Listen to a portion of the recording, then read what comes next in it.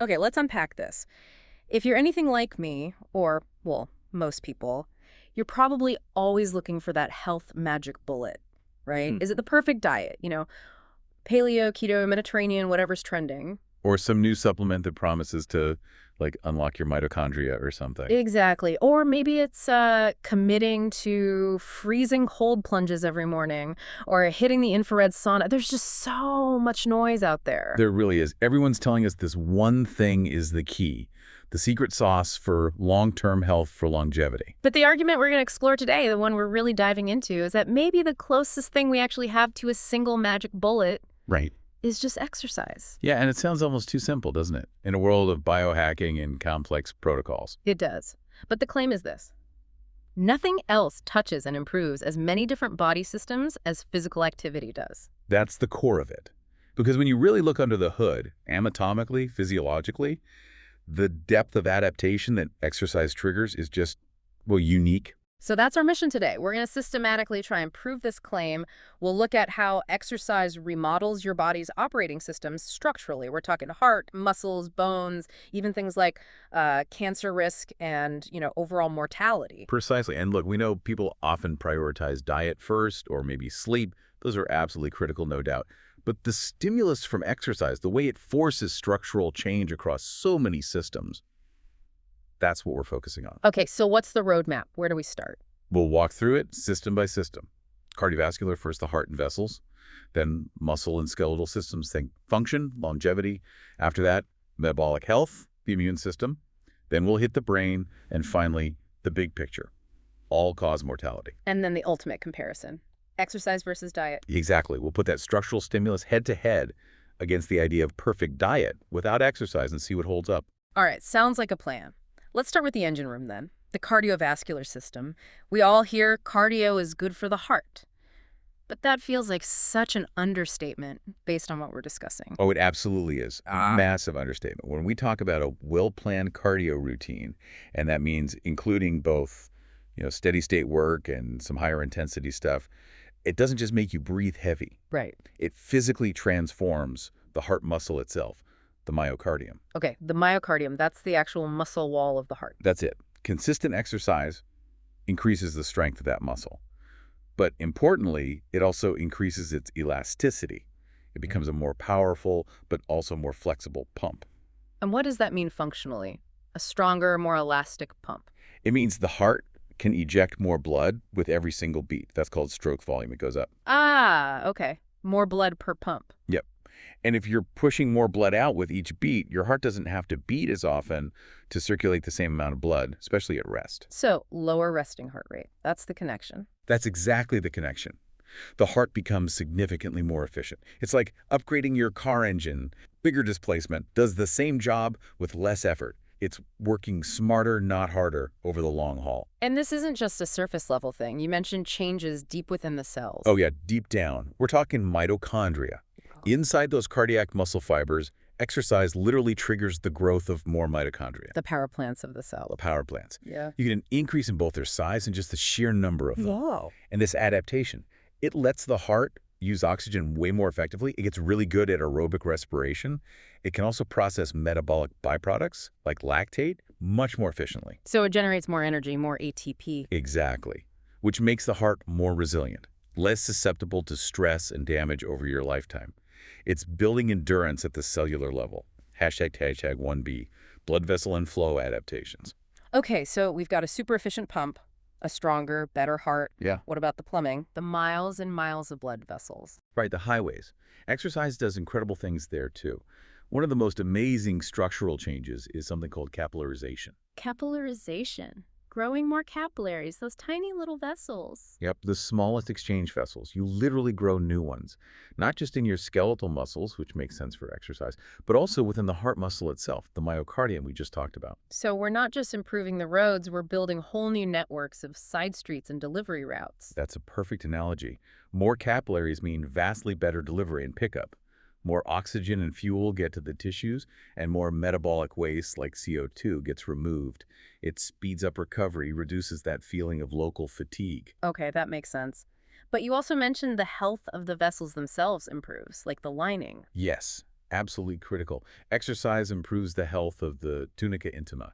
That's the very inner lining of your blood vessels. It's super delicate. And how does just moving, like running or lifting, improve a microscopic lining? It's about physical force, actually, Right. mechanical stress. When blood flows faster and maybe under slightly higher pressure during exercise, it creates what's called shear stress against the vessel walls. Shear stress, like friction from the blood flow. Kind of, yeah. And this shear stress directly stimulates the cells in that lining, the tunica intima, to release a really important molecule, nitric oxide, NO. Nitric oxide. I've heard about that. It's like the superhero molecule for blood vessels. It really is. It's a potent vasodilator, meaning it tells the blood vessels to relax and widen, which improves blood flow immediately. Okay. But crucially, NO also makes the vessel lining slippery. It prevents platelets and white blood cells from sticking to the walls. And that sticking is the start of plaque buildup, right? So that's the very beginning of atherosclerosis, yeah? Yeah. The plaque that leads to heart attacks and strokes. Yeah. So by regularly stimulating NO release through exercise, you're actively keeping your vessels clean, flexible, and much less likely to clog up. It's like cellular maintenance. Wow. That's profound. And that flexibility, that pliability, ties into something else you mentioned, artery compliance. Yes, very closely related. Compliance is basically the elasticity or suppleness of your major arteries. Your aorta, the big ones coming off the heart. Why is that elasticity so important, especially as we get older? Okay, think about it.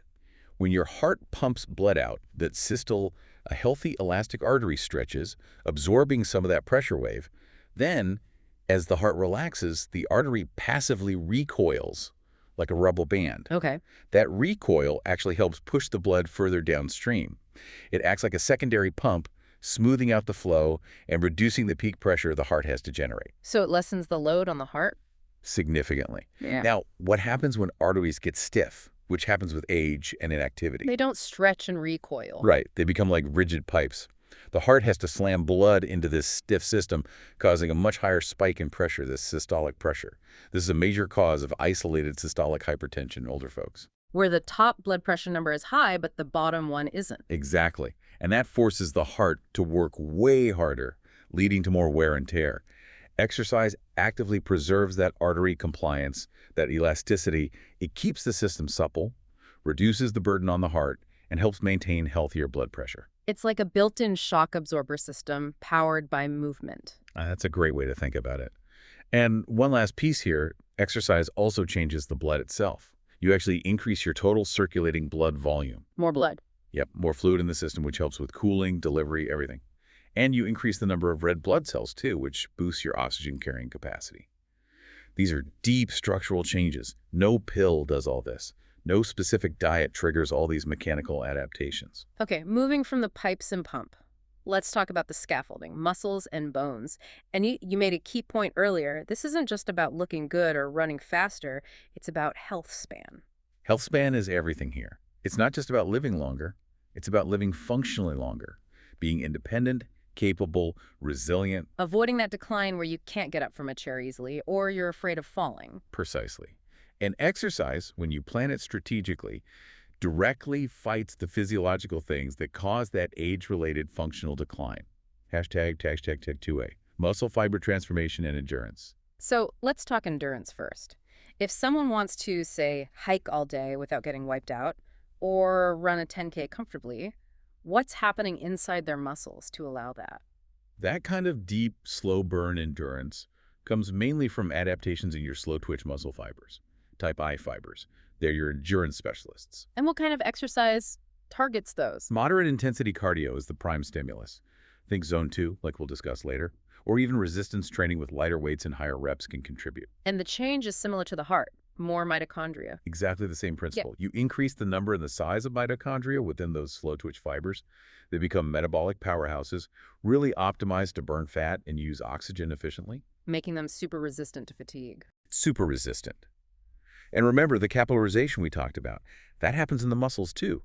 More capillaries deliver more oxygen and fuel to these newly enhanced fibers and clear waste faster. It's a beautiful, efficient loop. Okay. And wasn't there something about oxygen storage within the muscle itself? Ah, yes. Myoglobin. Think of it like hemoglobin, which carries oxygen in the blood, but myoglobin resides inside the muscle cells. Like a little oxygen tank for each muscle fiber. That's a perfect description. Exercise increases the concentration of myoglobin, so the muscle can store a small, ready reserve of oxygen right there, ready to use immediately. It helps bridge the gap when you start moving or during short bursts of harder effort. It adds to that endurance capacity. Hashtag tag 2B, retaining strength for health span. Okay, slow twitch fibers give us endurance, but you made a really critical point about longevity and preventing falls. It's the fast twitch fibers we need to worry about most. This is, I think, one of the most crucial takeaways for anyone planning an exercise routine for healthy aging. It's the fast twitch fibers, the type 2 fibers that atrophy first and most dramatically as we age. They just waste away more quickly. Much more quickly if they aren't stimulated properly. And these are the fibers responsible for speed, for power, for generating force quickly. Like catching yourself if you stumble. Exactly. Or lifting something heavy, suddenly jumping out of the way, even just getting up from a low chair quickly. They are absolutely critical for functional independence and preventing falls, which can be devastating later in life. So here's the key question then.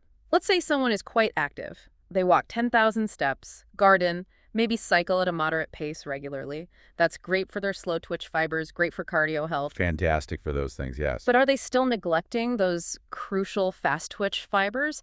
Are those fibers still slowly disappearing even with all that activity? That's an excellent question, and unfortunately, the physiological answer is largely yes. Those moderate activities, while beneficial in many ways, don't provide a strong enough stimulus to truly maintain the fast twitch fibers. Why not? Because fast twitch fibers are only recruited when the demand for force is high and rapid. You need high-intensity resistance training lifting heavier weights for lower reps or specific speed work, like sprints or jumping. So they need maximal or near maximal effort to get the signal to stick around. That's exactly it. The body is efficient. It won't maintain metabolically expensive tissue unless it absolutely has to. If you only ever lift light things or move moderately, your body thinks, okay, we don't need these powerful, fast fibers, and it lets them go. Wow. So it's not just about moving. It's about moving with enough intensity or load sometimes. Absolutely. You have to specifically challenge those fibers. That's why structured, heavier resistance training, maybe just once or twice a week, becomes non-negotiable for long-term functional strength and independence. It's the only way to preserve that reactive power. Even if you're a marathon runner, you still need to lift heavy things sometimes. Hashtag 2C. Bone health, osteological hopes and dreams. Okay, let's shift to the literal framework. Bones. We know bone density declines with age. Osteoporosis is a huge concern, especially for women. It's a terrifying statistic. Postmenopausal women are 4 to 5 times more likely than men to develop osteoporosis, largely due to hormonal changes. This leads to fragility fractures, hips, spine, which can drastically reduce quality of life and even lifespan. But exercise can fight this. It's the countermeasure. It's arguably the only proven structural stimulus that can halt, and sometimes even reverse, age-related bone loss. The mechanism is really cool. Tell me about the bone cells. There are builders and demolishers. Basically, yes. You have osteoclasts, which break down old or damaged bone tissue, and osteoblasts, which build new bone tissue. Normally, they're in balance. With aging or inactivity, the osteoclasts can get the upper hand. So how does exercise wake up the builders, the osteoblasts? Mechanical loading, stress. When you do resistance training, especially heavy lifting or weight-bearing impact exercise, think heavy squats, deadlifts, even jumping, running, vigorous hiking, you put significant stress and microstrain on the bone matrix. The bone feels that force. It absolutely does. And that mechanical stress acts like a direct signal, a command, to the osteoblasts. The body essentially says, whoa, this structure's under load, we need to reinforce it. So the osteoblasts get to work laying down new bone. Exactly. They respond by increasing bone mineral density, making the bone stronger and more resistant to fracture. It's a direct adaptation to the demands placed upon it. That makes sense. Does the type of exercise matter here? Like, does swimming help? That's a key point. Swimming is fantastic cardio, great for joints, but it doesn't provide that necessary mechanical loading, especially the vertical loading on the hips and spine, which are common fracture sites. Because the water supports you. Right. You need gravity and external load. That's why weight-bearing exercises and resistance training are so critical for bone health specifically. You have to stress the skeleton to keep it strong. Okay, this is where I think it gets really interesting for a lot of people dealing with modern health issues. We've covered the mechanical structures, heart, vessels, muscles, bones. Now, how does exercise act as this metabolic marvel? How does it reprogram our internal chemistry? Yeah, metabolic health is arguably where exercise shines the brightest, especially in today's world. Let's start with insulin sensitivity. This is huge. Dealing with blood sugar, preventing type 2 diabetes. Exactly. Exercise dramatically enhances your body's sensitivity to insulin. And this goes back, in large part, to those mitochondria we keep talking about. More mitochondria in the muscles. Right. More mitochondria means the muscles are just better at taking up and using fuel, including glucose from your blood. But there's another piece, too. Exercise increases the number and efficiency of special doorways on the muscle cell surface. They're called GLUT4 transporters. GLUT4. Those are the gates that let glucose into the cell. Precisely. Insulin normally knocks on the door, telling GLUT4 to open up. But exercise does two things. It makes the muscle cells respond better to insulin's knock, and it actually puts more GLUT4 doors on the cell surface, independent of insulin sometimes. Oh, wow. So the muscle can suck up glucose more easily, even with less insulin. That's a key part of it. It becomes much more efficient at clearing glucose from the bloodstream. This helps regulate blood sugar incredibly effectively. It's why regular activity is such a powerful tool against type 2 diabetes, and why it can often reverse prediabetes. The effect is dose-dependent, too. The more consistent you are generally, the better the results. And because those mitochondria are humming along better, we get better at burning fuel overall, like fat. Yes. Improved mitochondrial function means enhanced energy use across the board, even when you're resting. Your body becomes better at tapping into fat stores for energy. Which helps with Better cholesterol profiles, often lower triglycerides, reduced visceral fat, that dangerous fat around the organs, and it certainly contributes to weight management, although diet is obviously huge there too. But exercise improves the machinery for burning fuel. You also mentioned glycogen storage capacity. How does being able to store more carbohydrates help someone, say, struggling with blood sugar swings? This is a really underappreciated benefit. Glycogen is just stored glucose, primarily in your liver and your muscles. Exercise, especially the kind that depletes those stores, signals the body to build bigger storage tanks. So you increase your muscle glycogen capacity. Exactly. And when you have bigger storage tanks in your muscles, the carbohydrates you eat are more likely to go into storage there, rather than hanging around in your bloodstream causing high blood sugar or getting converted to fat. Oh, okay. It gives the carbs somewhere useful to go immediately. Precisely. Improves your body's ability to handle carbohydrates efficiently and maintain better metabolic flexibility. The ability to switch between burning carbs and fats easily. It helps smooth out those energy peaks and crashes. Tag 3B, immune system fortification. Okay, metabolism is huge. What about our defense system? How does all this physical work translate to a stronger immune system? Regular, moderate exercise. The key word there is moderate. Overtraining can suppress immunity, acts like a tonic for the immune system. It works in a couple of key ways. Okay, what's the first way? Immune cell circulation. Think of physical activity as temporarily stirring the pot. It increases blood flow, lymphatic flow, and this helps mobilize important immune cells like T cells, natural killer cells, getting them out of tissues and into circulation where they could patrol for pathogens or damaged cells. So you're basically increasing surveillance, putting more guards on patrol around the body. That's a great analogy, yeah. You're improving the chances that immune cells will encounter threats faster and mount a response more quickly. Okay, better circulation, better surveillance. What's the second mechanism? This might be even more important long-term. Reducing chronic inflammation. We know that low-grade persistent inflammation, sometimes called inflammaging, is a hallmark of aging and underlies many chronic diseases. It also dampens immune function. Then exercise fights this chronic inflammation. How? Several ways. It helps reduce visceral fat, which is a major source of inflammatory signals. Contracting muscles also release substances called myokines, some of which have direct anti-inflammatory effects throughout the body. Wow, muscles sending out anti-inflammatory signals. Yeah. So the net effect of regular moderate activity is a less inflammatory internal environment, which allows the immune system to function more effectively. The data backs this up. Active people generally get sick less often with things like the flu or common colds, and when they do get sick, they tend to have less severe symptoms and recover faster. So it builds resilience against infections, too. Definitely. It's strengthening your body's natural defenses. It's easy to get caught up in the muscles, the heart, but the brain. All that improved blood flow, better metabolism. It must have huge benefits for the command center, too. Oh, absolutely. The brain benefits are profound and often some of the first things people notice when they start exercising regularly. We know the immediate effects release of endorphins, boosting mood regulators like serotonin and dopamine. The runner's high or just feeling better, less stressed. Exactly. It's a potent natural antidepressant and anti-anxiety tool.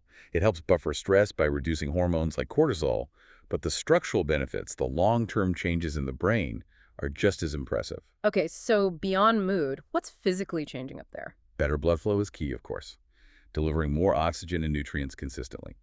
But maybe even more important is that exercise triggers the release of brain-derived neurotrophic factor BDNF. BDNF, that's stuff often called miracle grow for the brain, That's right? the very apt nickname. Mm. BDNF is crucial.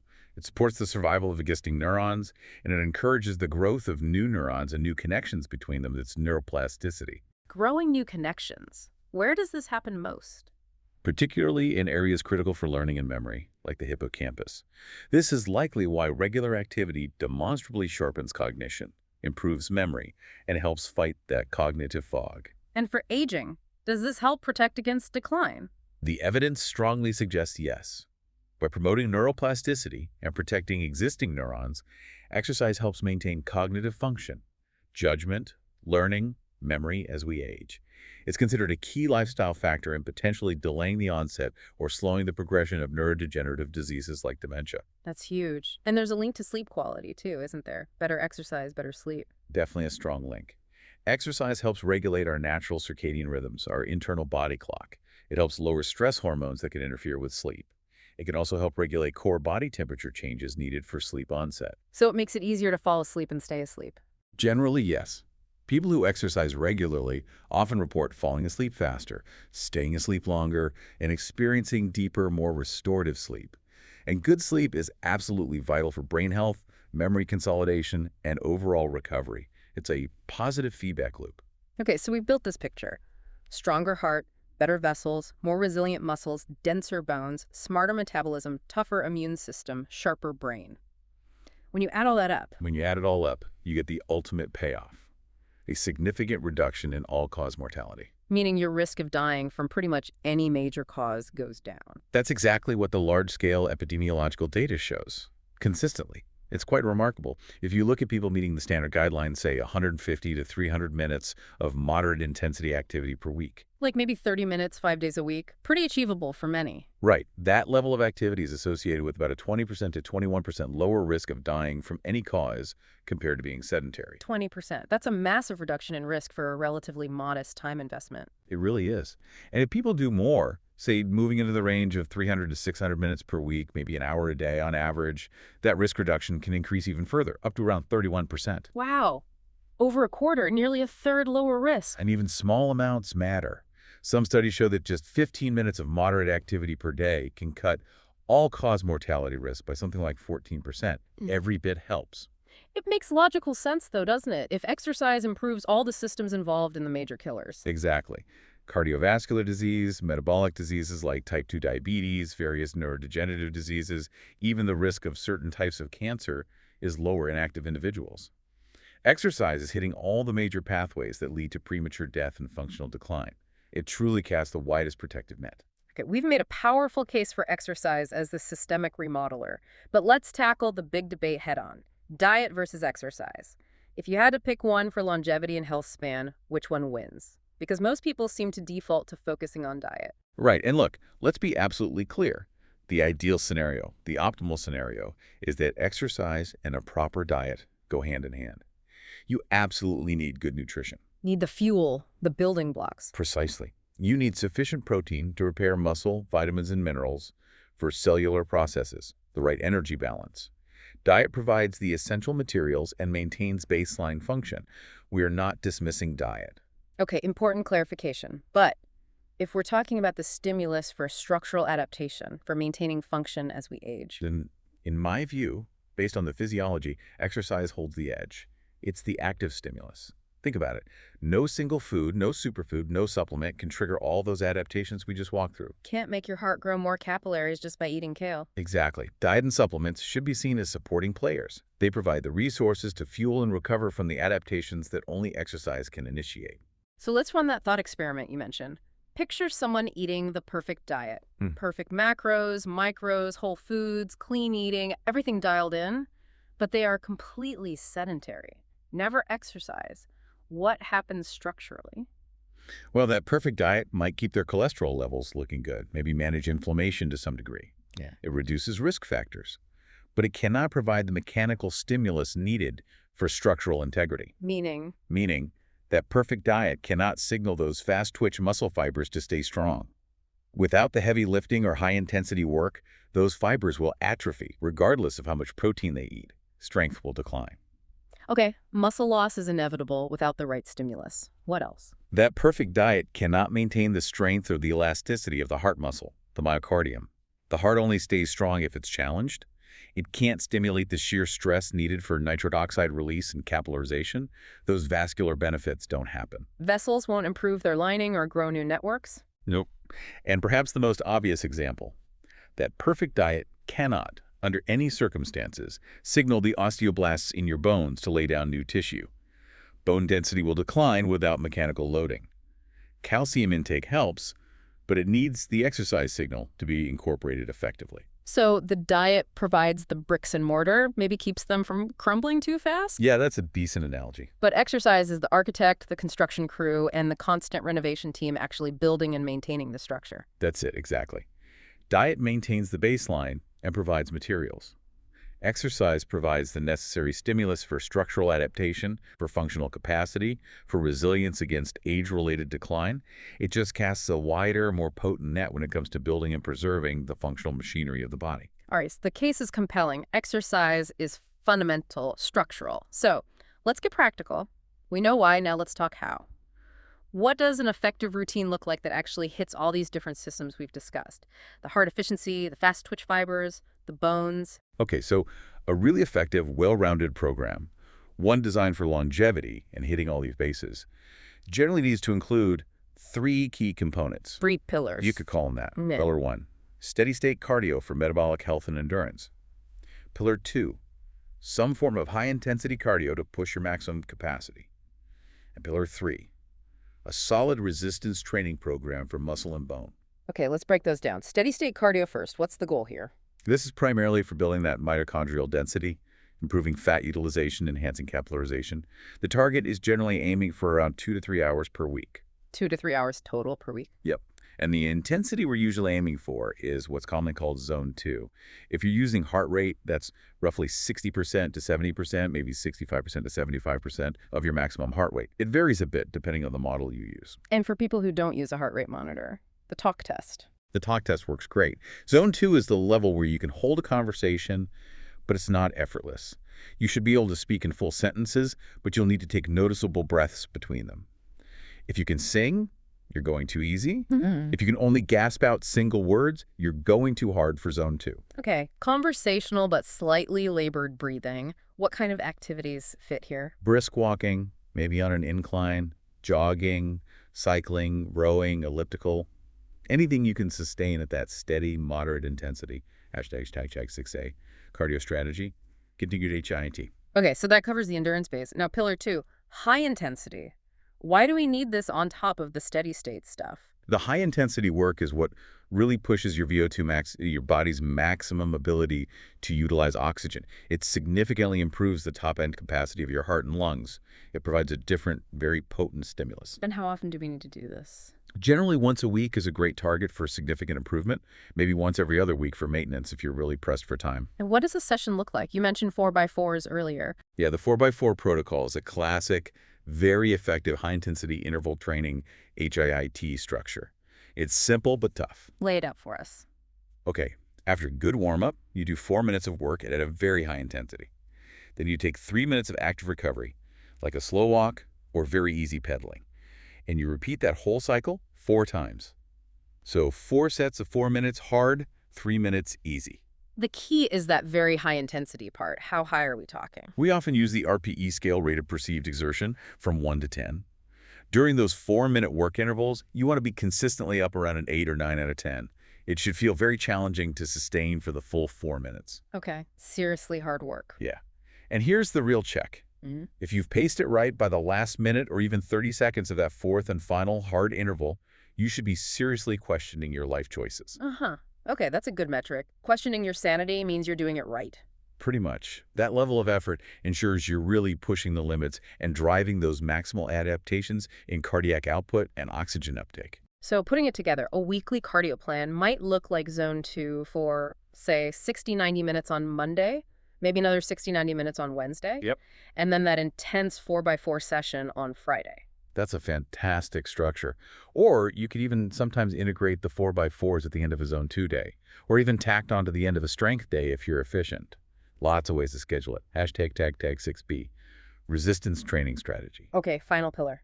Resistance training. This is for the fast twitch fibers, the bone density, the functional strength, how often, and what's the focus? For most people aiming for health and longevity, 2 to 3 dedicated resistance training sessions per week is a great target.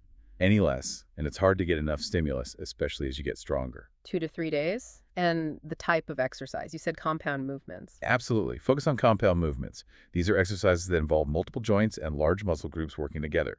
Think squats, deadlifts, lunges, overhead presses, bench presses, rows, pull-ups, or lat pull-downs. Why compound moves specifically? They give you the most bang for your buck. They recruit the most muscle mass, including those important fast-twitch fibers, and they place the necessary mechanical load on the skeleton to stimulate bone growth. Isolation exercises, like bicep curls, have their place, but the foundation should be these big multi-joint lifts. Got it. And what about reps and weight? You mentioned heavier is key for those fibers and bones. Exactly. For building and maintaining strength and bone density, the sweet spot for rep ranges is generally somewhere between 6 and 10 repetitions per set, maybe occasionally dipping down to 5 or up to 12. 6 to 10 reps? Why that range? Because to only be able to complete 6 to 10 reps with good form, the weight has to be relatively heavy, usually somewhere around 70% to 85% of your 1 rep max. That level of load is what's needed to fully recruit the type 2 fibers and provide that significant mechanical stress to the bones. So lifting lighter weights for, say, 15 or 20 reps doesn't quite cut it for this specific goal. It builds muscular endurance, which is valuable, but it likely doesn't provide enough pure mechanical tension to optimally preserve those fast-twitch fibers or stimulate maximum bone density adaptation. You need to challenge the system with load. Okay, heavy compound lifts, 6-10 reps.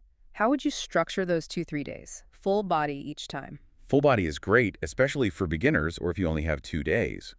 Or a simple upper-lower split works really well too.